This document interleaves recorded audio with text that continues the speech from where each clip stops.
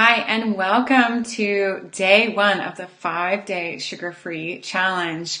Yay, you've made it to day 1. So I would love to hear how day 1 was for you. Don't worry if this was a struggle or perhaps you fell off the bandwagon already. That's okay. That's why this is a 5-day challenge. And that's why also habits they take a lot of time and effort to build. So healing journey implies that healing is a journey. And so just give yourself some patience when you're trying to get off of sugar, because it can be something that takes persistence and time and effort. And it might take you a little bit before you've got a routine down, especially if this is a very new thing for you. So self-love here in the journey is very important.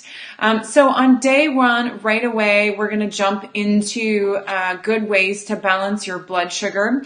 So you should have gotten an email with some tips. Before we go over those top 10 tips, I just want to talk a little bit about what happens and how blood sugar gets imbalanced.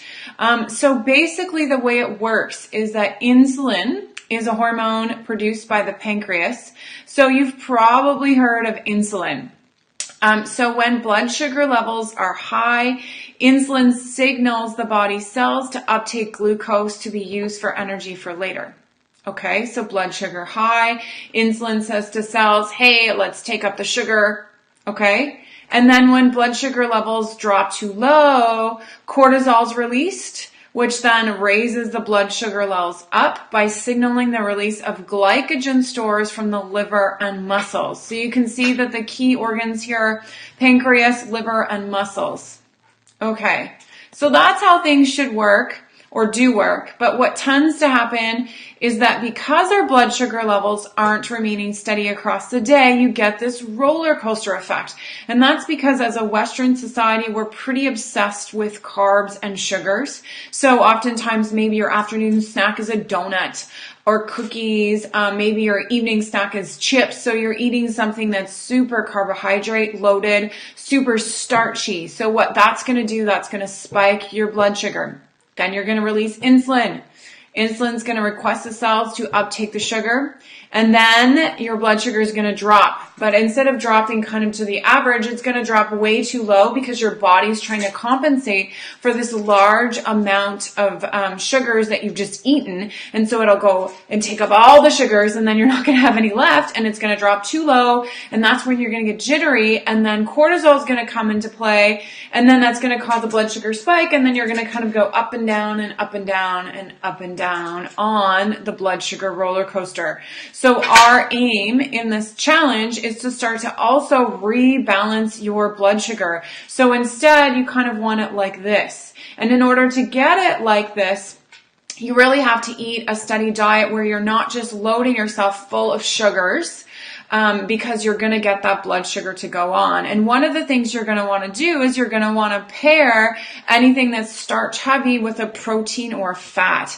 And that's actually going to slow the absorption of sugars down, so you're not going to spike it. So even if you're eating fruit, I usually recommend that people eat fruit with almond butter. And that's why you see one of the snacks in this meal plan is almond butter and apples, because that pairing is going to help from spiking your blood sugar. Another snack that's here is smoked salmon and avocado. Again, the fats in the avocado, and then you're eating a protein, so you're not actually spiking your blood sugar at all. There's also a bit of fatty contents to yogurt, so when you're pairing the yogurt with the berries, you're getting a less of a blood sugar spike. So I just kind of want to go over some of the symptoms that you have insulin resistance. So it happens when you've kind of consumed too many carbohydrates for too long, and then your cells are like, nah, it's just insulin. We always see tons of it, and then they become resistant to it. So one of the symptoms of this is it's challenging for you to lose weight. So I know that there's a lot of people in this group where weight loss is a struggle. So blood sugar imbalances and insulin resistance is huge in this.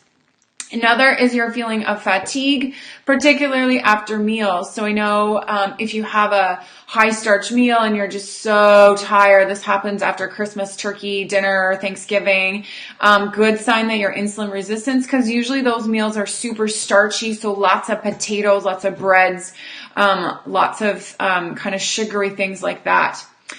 Feelings of constant hunger. And this is again because your body's not really able to sense that insulin. And so you're not actually taking sugars up inside your cells like you should. And so your body is going to be hungry. If you urinate frequently, so this is something that would be the later stages, migrating, aches and pains. If you must have sugary foods after meals, so this was definitely me. I would eat a full meal and then I would sit there and crave the sugar. And part of this was just the habit that I had of having dessert in a specific environment. So I was used to having a sugary dessert and so my body craved it. But part of it also was that my body really wasn't recognizing the sugars I was intaking because it had become totally out of whack.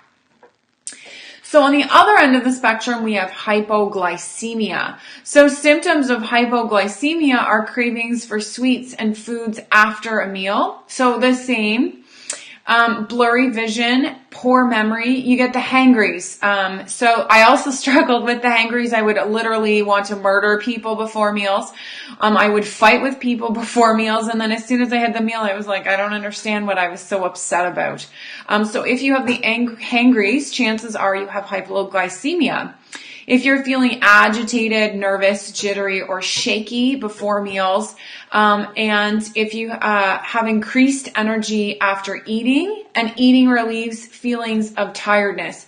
So these are all signs that you have hypoglycemia. And hypoglycemia is when your blood sugar levels drop too low. And so this is often linked with HPA axis or adrenal dysfunction.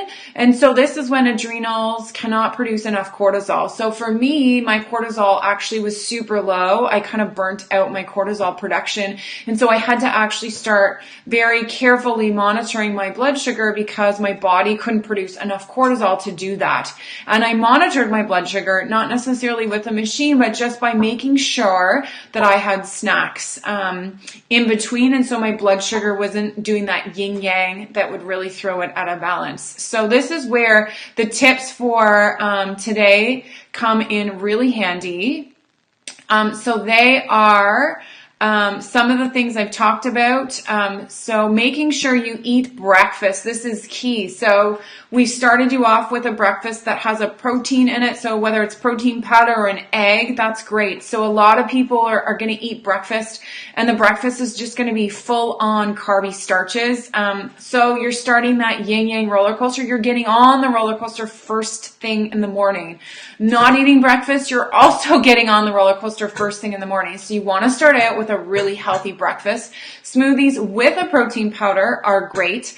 Don't just dump a bunch of fruit in your blender because you're spiking your blood sugar. So add a smoothie, add some avocado. You can add some good fats like coconut oil. I've actually dumped avocado oil in my smoothie and you'll actually notice that you're feeling fuller for longer. So often people will say to me, Jody, I don't feel full when I have a smoothie. And part of that is because they're not putting a fat in their smoothie. So when I added a fat to my smoothie, I actually had a significantly longer period of feeling full. I think it lasted a couple hours longer. Whereas before I started doing that, it would be like an hour and I'd be hungry. So start combining, like I talked about, you want to combine the fat with the protein and avoid eating sugary foods on their own. This is for everything. So sometimes I'll go around the house and be like, oh, I had something starchy. I know I need a protein or a fat to kind of slow that absorption of the sugar. Plan your day. So this is where meal planning is important and why I've provided a meal plan for the 5-day sugar-free challenge, because then you already have snacks on hand. So if you get home from a long day at work and you don't have any snacks on hand, you're going to probably go to the easiest thing. And the easiest thing is usually a bag of something that's super carby, like chips. Been there, done that. Sometimes maybe I still do. But planning is really important. Making a list. So reminding yourself why you want to quit sugar. And this is actually important when the cravings get really intense.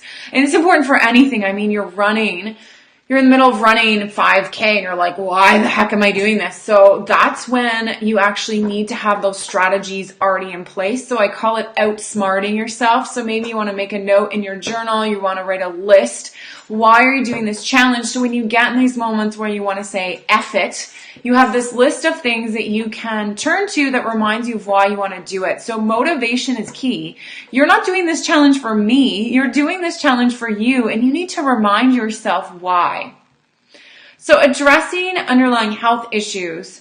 So when sugar cravings are out of control, this could be a couple of things. So it could be, again, your adrenal issues. So for me, I had adrenal issues, but then underneath that were other issues causing stress in my body, whether it be gut issues, thyroid is another big one, heavy metal toxicity. So you really want to dig deep here if you have those sugar issues and ask yourself why. So if you've balanced your blood sugar as much as you can and you're still struggling, there's a couple of things you can do. One is which you can take a supplement. So I use a blood sugar balancer by AOR. I can post that link if you want. Just indicate that in the comments below, and I will post that for you on what I use. And basically what the supplement's going to do is once you're eating healthy, it's going to resensitize your cells so that they're used to the insulin again. So you're kind of resetting them. So sometimes food is not enough to do this. You need a little bit of help with some supplements. Getting a good night's sleep. So this is all part of the cycle. And so you want that good night's sleep so you don't need sugar to boost your energy. So a lot of times people are using this sugar kick to boost your energy, but that's temporary. Energy drinks are temporary. You want to start finding natural ways to boost your energy. The universe did not create energy drinks, man did. So finding ways that are natural to get your energy boosted and stop relying on that yin yang of like instant sugar to do that is a much healthier way to go. So avoiding triggers. So if you know that, you like to snack late at night, having those snacks prepped late at night. If you know that every time you go into Tim Hortons, you're going to buy a donut, then stop going into Tim Hortons. Go into places where you know you can buy things that are a little bit healthier. Starbucks, for example, has some healthier options, which is great. I mean, I can't even eat anything in Tim Hortons. You go in and it's just all unhealthy. So I try and as much as possible go to places that I know have healthier options. I know if you're from a small town, that's a little bit harder to do. Sometimes you're on the road and all you have is Tim Hortons, but that's where planning comes in handy. If you know that you like to snack in front of the TV, then again, finding some healthier options for you. Do something else. Again, this is where finding out why you're eating is important. So if you're eating because you're bored, because it's a habit, then you need to start to change the habit or find out what's underneath that behavior and then address that issue. So why are you bored? What can you do that's going to address the boredom instead of just looking at the food? So oftentimes you're using food to cover up some other issue. So sometimes people also eat because they feel insecure, and so that food fills that loneliness. So I'm going to challenge you on this challenge to dig deep and ask what the function of eating sugar is for you. And get support, which is why we have this awesome group. But feel free to reach out to me if you need more support or reach out to a friend. So really excited to have you here on day one. Again, I would love to see your pictures. #sugar-free for a chance to win a free hair tissue and mineral analysis. So do post that. Don't worry if you struggled. You can still post your sugar-free meal or snack, even if it's not something that's on the meal plan. Would love to see it. Thanks so much for joining me this evening, and I will see you tomorrow. Bye for now.